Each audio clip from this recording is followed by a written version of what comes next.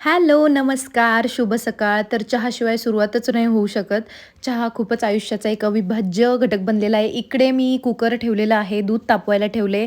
त्याचबरोबर इकडे मी आता मटकीची भाजी बनवणार आहे. तर सगळ्यात आधी तेलामध्ये जिरे, मोहरी आणि त्याचबरोबर थोडंसं आल्याची पेस्ट परतून घेतली आणि त्यानंतर खोबरं आणि लसूणची पेस्टसुद्धा परतून घेतली आणि त्यानंतर बारीक चिरलेला कांदा. उत्कर्षला जाण्याची खूप घाई होती, त्यामुळे ते माझ्या मागे खूप घाई-घाई करत होते आणि मला सगळ्याच गोष्टी पटापट करायच्या होत्या सकाळी-सकाळी. सकाळी-सकाळी खूपच गडबड होते. तर कांदा परतून घेतल्यानंतर त्यामध्ये थोडंसं हळद आणि चवीनुसार आपल्याला जे कुठले मसाले घालायचे ते मसाले मी घालून घेतले.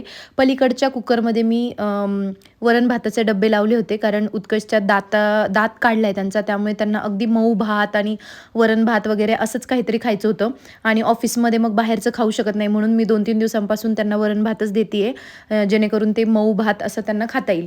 तर त्यांचे मी डब्बे भरून घेतले आणि त्याचबरोबर इकडे भाजीसुद्धा बघत होते. तर इकडे आज मटकीची भाजी करणार आहे. मटकी मी ऑलरेडी कुकरला शिजवून घेतली होती. आता फक्त फोडणी घातली आहे आणि मस्तपैकी मटकीची भाजीसुद्धा रेडी आहे. थोडंसं मीठ घातलं आणि अगदी थोडंसं दाण्याचा कूट घातला.